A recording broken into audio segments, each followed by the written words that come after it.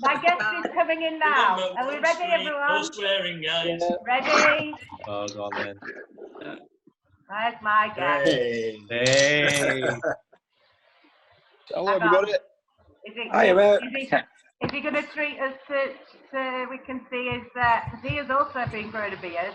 There we go. Hey! See ya.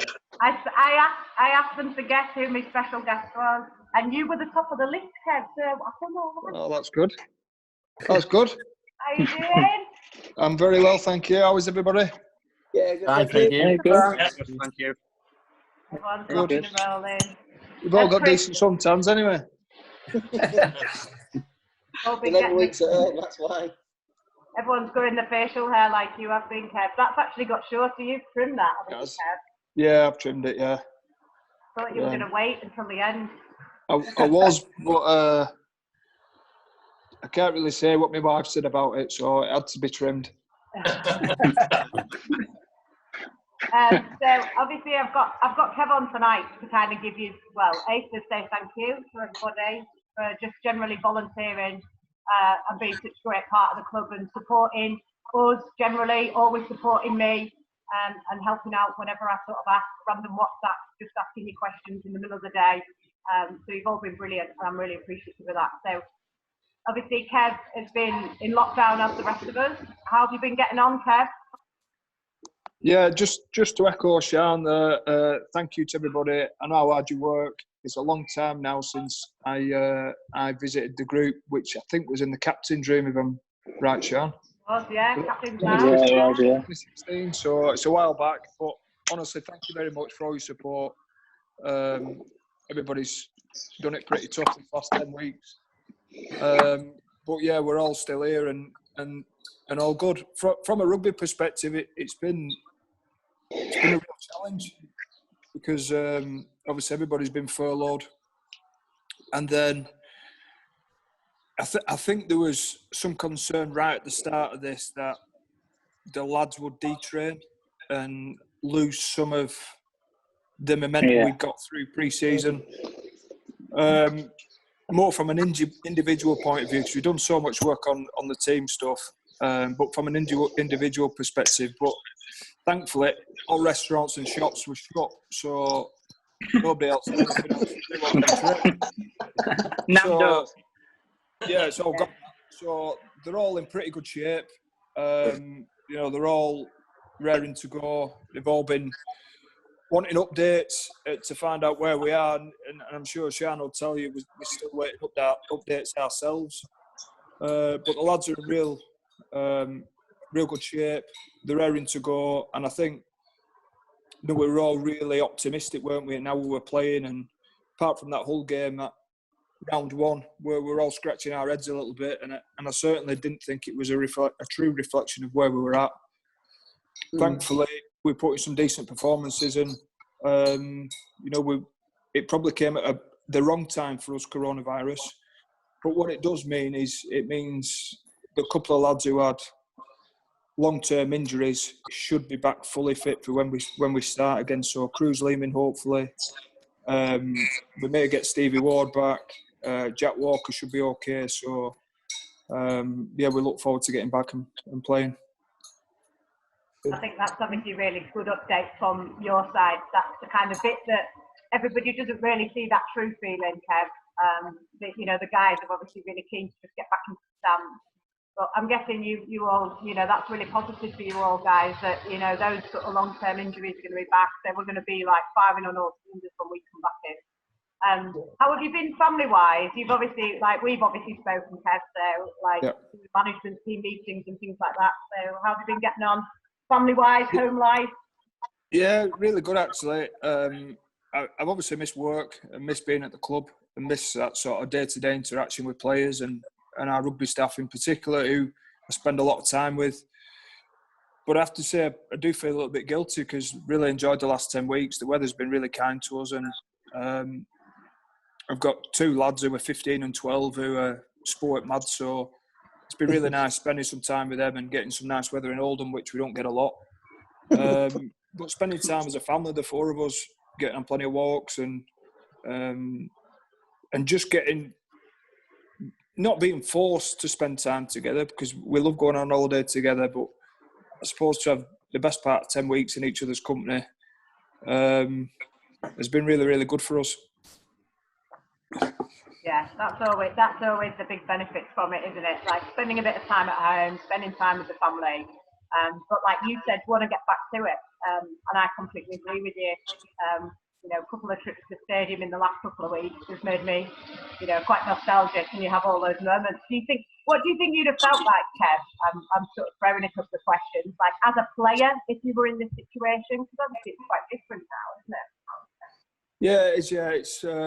It's different, but it's still pretty similar, Shane, because that we're like all players who played for a period of time are creatures of habit, so you want that routine, and suddenly it's stripped from you. I think as a player, I tried to have treated it like a pre-season, although there was no end point when it started. We were all thinking, how long is this going to go on? And I think the lads have been able to do that. They've worked really hard, they've trained hard, and I think as a player, that's probably what I'd have done. It's allowed me to, I've run more miles in May than I've ever done in a month before. So, and all who got out and done some exercise and tried to keep fit and keep in shape, and the weather has certainly helped that. But I think it's challenging. You just miss that interaction. You miss that day to day. I miss the day to day banter. Not so much with the players anymore, because I'm not. That isn't my environment, if you like. Mine's more with the staff now, but I certainly miss that. And we have a regular management meeting each week, and it's great to see everybody's faces. But it's not the same as being there. Like seeing you now over a screen, it's not the same as being there. And we have that, don't we? Being in front of everybody, we're used to sitting around the table and discussing everything, aren't we, and bouncing off each other. And sometimes it's quite difficult, which like everyone will agree who's had to do Zoom calls or team calls or Skyping. It has been quite difficult. Have you done many group calls with players? Have you sort of interacted with them that way, or has it been more on an individual level? Yeah, so I've contacted players every week. I spoke to everybody, same with staff. Richard Agar's done the same. And then the players have got all the WhatsApp groups they've got, and so have the staff. But we have tried to arrange a weekly Zoom call with either a sporting figure who's got a great story to tell, or somebody who's not in sport whatsoever but has faced some adversity, been through some challenges. And I'll give you an example of a couple. We had a guy who was in the SBS a couple of weeks ago. For those who don't know, it's the equivalent of SAS, but instead of Special Army Services, it's Special Boat Services. And he was able to share a number of stories with the lads about teamwork, about facing some challenges that you don't hear about, and you don't expect to hear about, but it was really good. Two other guests we had Gareth Thomas on, former British and Irish Lion, Wales captain, played a bit of rugby league, as you know. He talked openly about coming out as gay, about dealing with HIV, all the media blackmail he went through. Talked really candidly to everybody, and I'm delighted to say last week we had a fellow Aldermer on as well. It was absolutely brilliant. It was Paul Scholes who spoke to the lads and did a Q&A for an hour, and having the success he has had at Man United, I know there'll be some Leeds United fans on here who don't care too much for Paul Scholes, but in terms of trophies, in terms of trophies and what he did, and being part of that class of '92 and playing with the likes of Cantona and Brian Robson and being managed by Fergie for 20 years, gives a real insight into what Man United were like, and just his outlook on winning, on success, on being hungry and having the desire to win trophy after trophy was outstanding for our guys to listen to. That just sounds like it's been something that keeps them interested, because that is one of the things, and whether you know or you don't know, there is that element, isn't there, that players can sort of lose that energy and lose that enthusiasm if they're not around a group of people all the time. And I think that's anybody that's in a team environment. If you're not around your team, I'm sure you'll all agree that not if you work in an office environment, it's quite difficult if you're not with the people that you're with all the time. I know Ash feels very sad that he doesn't see me face to face on a daily basis. Or don't you, Ash? No, he sent to us. Have you all got a secret WhatsApp group without me? So just to pick up on that point, Sian, I think that's one of the difficulties that we possibly didn't expect, and that was because lads have suddenly gone into training on their own for such a long period of time. I mean, some lads will do it in the off season and might get 3 or 4 weeks training on their own, but not 10 weeks. So you certainly go from being as part of a team in a team sport to being very much an individual athlete. So it's something we've had to really consider, and we've had a number of them during calls who have said, "Do you know what, I'm really struggling this week. I don't fancy training. I'm feeling tired." And how we've combated that has been really important as well, because the easy thing to do in that situation is to push and say, "No, get on with it. Pull yourself out of it and front it up." But we've done the complete opposite. We used to take a couple of days off, have a barbecue with the family, get out for a walk, just keep doing something, but forget about rugby for a couple of days. And very quickly then, that instinct of being a rugby player quickly kicks back, and that's how we've been able to fix it.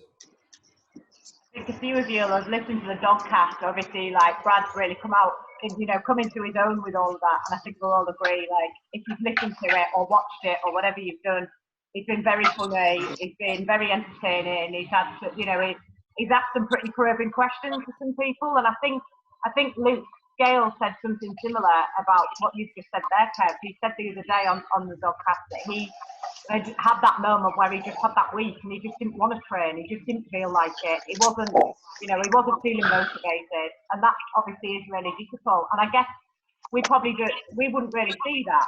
So from a psychological perspective, I bet it's been really hard to deal with that over a Zoom call or over a telephone. Over a Zoom call or telephone or anything like that. I bet it's tricky, isn't it? Yeah, it is. Yeah, and I think you'd see it a little bit when you're in a team sport. Lads come in some mornings, they feel a little bit off, or they've not had much sleep, or the kids are playing up, or whatever it is. The rest of the lads get them up. The rest of the lads get round them, pick them up, talk to them, and very, very quickly they snap out of it. But when you don't have that surrounding you and you're missing it, that's made it pretty tough. But I think some clubs have had a different approach to us. We've been really conscious of the furlough and the advice we were given towards that. Some clubs have done it slightly different and absolutely hammered the players during this period. And we knew right from the start that this could go on till late November, possibly December, possibly even January, as we probably all saw. So mentally, to keep the lads 10 out of 10 and being on for this length of time, I just think it would have gone the other way for us. And hopefully we get everyone back. They'll be fit, they'll be healthy, they'll be raring to go. And I hope, because of the approach we've had, come November, December, if we're still going in December, our guys will still be really fresh mentally. Yeah. And again, the steer that you've got kind of, I guess, obviously, because you're not wholly that sort of backroom staff, you're the leader of that group with Rich, aren't you? But your insight, because you were a player, if somebody told you, well, you're going to start your pre-season like in November of 2019, and then you're going to have another pre-season, and you're going to go all the way through to December 2020 or 21, you know that would completely decimate. Yeah, exactly, Shana. I think it's probably my biggest strength in this role. I think the minute I stop understanding and lose the empathy of what players go through, then, you're as well putting any administrator in this role and let them do the job. I think it's my biggest strength. I think it causes issues at times with Gary, because he'll say, I think like a player. But I think that's also a strength, actually. It's Gary's role to think like he does. It's Richard's role to think how he does. And I sit in the middle and have the best of both. Yeah. But yeah, the lads have been great. The staff have been great. We all want to get back to it. And hopefully the weather can stay. Has anyone got any questions for Kev? Obviously, I'm conscious I've been I feel like I've interviewed you, Kev. I don't think I've ever really done that before, apart from maybe the last time. I don't really interview Kev. So, Yeah, you have, Sean. Have I interviewed you? Have I? Yeah. Is there any questions from you guys? Chris? Yeah, so I'd just like to ask, when we do eventually start this pre-season, have you got any plans to maybe have a friendly or two? Are we on? Yep. Can you hear us? Yeah, I can. Yeah, I'd love to say yes. Do you know what? I think it'll all be down. It's a real balancing act at the minute between testing and how many tests a week we will need as rugby players. We've probably all seen the Premier League with them doing 2 tests a week at the minute. So when we get the guidelines through, but testing, keeping the facilities clean. Now, we do a really good job anyway. Kirkstall, the training ground's gold standard and gets blasted. Well, it got blasted every week anyway. So, but how intense that has to be going forward, we get to see. Furlough has been really important to the club. So the balancing act between that and playing behind closed doors is another consideration. When Sky want us back to play will be another consideration. These are all the things that CEOs are discussing at the minute. I would love for us to have a friendly. I would love for us to have one. I can't see us having one though. And even if we did, it'd be behind closed doors anyway. So we'd probably be as well playing it down at Kirkstall and just, maybe grabbing one of the West Yorkshire sides and coming doing an opposed session, which is a lot more controlled than a game. But I can't see. I think as soon as we get the green light to go, from an on-field perspective to play games, the season will restart and everybody will start from the same point. It keeps the integrity of the competition, which I think that's what they're really keen on. Because I had a couple of calls today where I know there's been some discussions on the number of interchanges we use, the length of halves, whether it should be dropped by 5 or 10 minutes each half to make sure we can get enough games in during the year.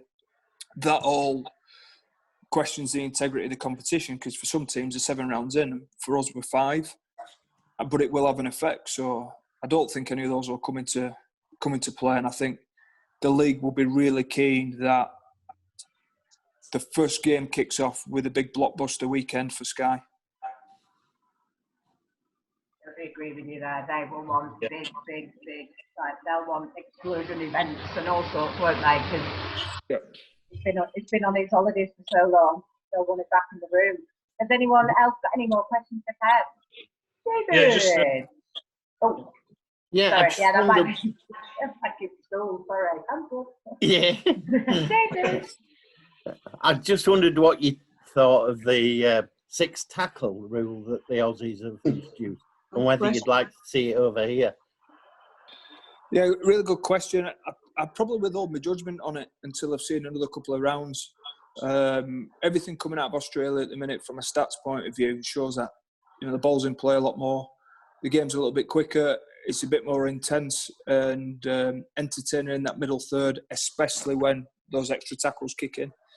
I had a conversation with Rich about it this morning, and he'd spoken to a couple of guys in the NRL who have probably done the same as what I have. They've withheld judgment because they're just not quite sure how it's going to look 6 or 7 rounds in. At the minute, I really like it. I think anything that keeps the ball in play longer is great for the sport. And we're always, when you look at the administrators at the RFL and Super League, they're always looking at ways of keeping ball in play. This certainly does it. At the minute, I'd lean more towards us following that rule, but I may change my mind in 6 or 7 rounds after seeing what it looks like. Steve, did you have a question?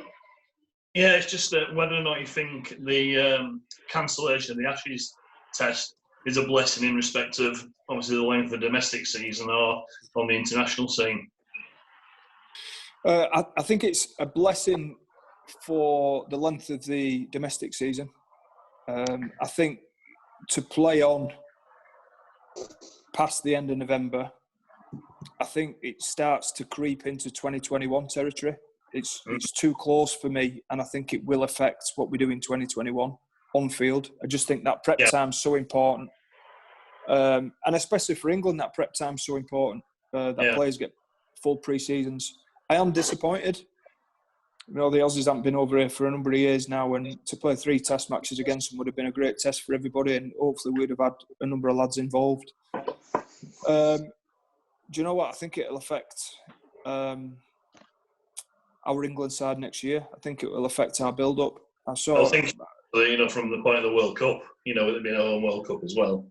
Yeah, I think it's massively disappointing. Whilst you know, I finished at the RFL early this year, the end of January, but through planning this 4-year block going into this World Cup in 21, we always felt year 3 was the most important and the most difficult, and the one we had to get right. Obviously, that's all changed. I'm not there. Wayne Bennett isn't there. There's a lot of new staff in there now, and Sean Wayne's got his own plan with it. But it was always felt for us that year 3 was the one we had to get right. No, on field, absolutely, but off the field as well. For Rugby League World Cup to ensure it was a success, and we all know how important it is for the sport to have full stadiums, to have kids picking rugby balls up all around the country. Could have been huge for us for many years. So both on and off the field, I'm disappointed there's no Ashes this year. Anyone else got any more questions for Kev? A few more minutes on this session, and then we'll restart a different one for the challenge. Danny? Yeah, just how are you supporting the players? Because obviously, you know, there's the players that have families that have, you know, had somebody else at home, for want of a better word. But then you might have some of the young lads that live alone. How have they been supported through this? And are they all right? Is everybody? Because it's difficult for people. It's difficult for me, and I'm married, but. Do you not like your wife, Daniel? Not like you. I'll reserve judgment.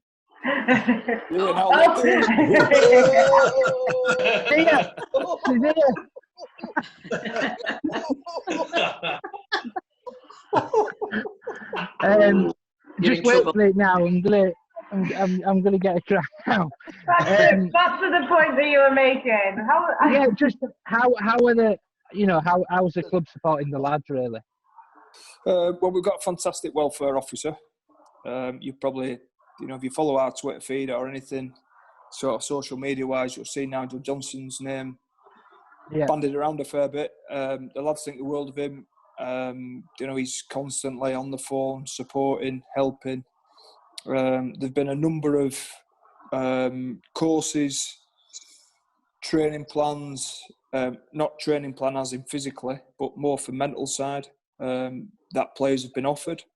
A number of players are studying, so it's been a really good time for them. I think so. Tom Briscoe graduated or handed his dissertation in recently.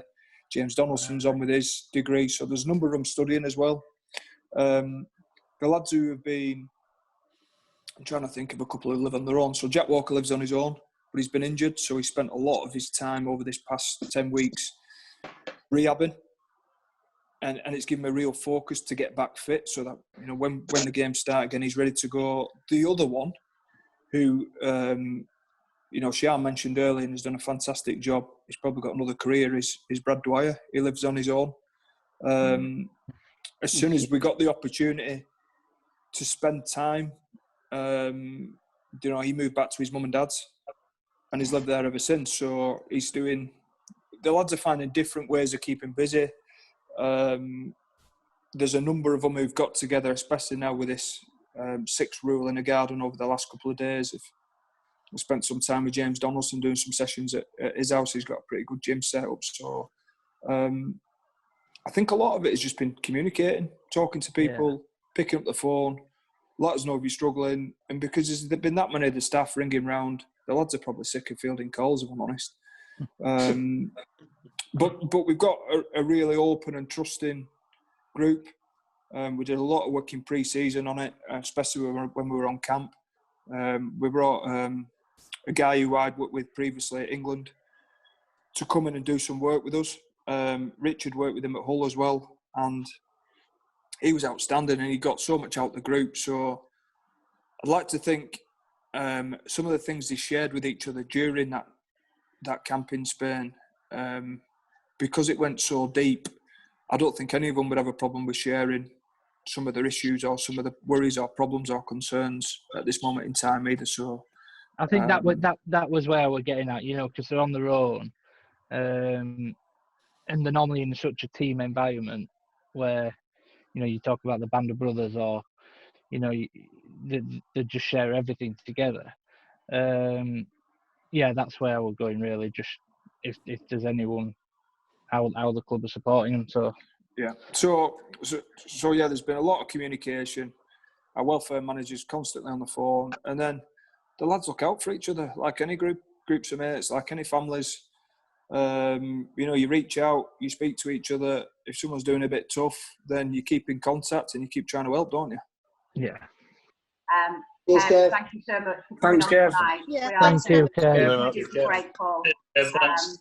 Stay safe in Yeah, lockdown, thank you. and we will Stay be safe, back fella. soon. Okay, so rest of Thank you you, guys, everybody. if you come Thank back you. on for me. Yes. Okay. Thank Cheers, you. Kev. Okay, buddy.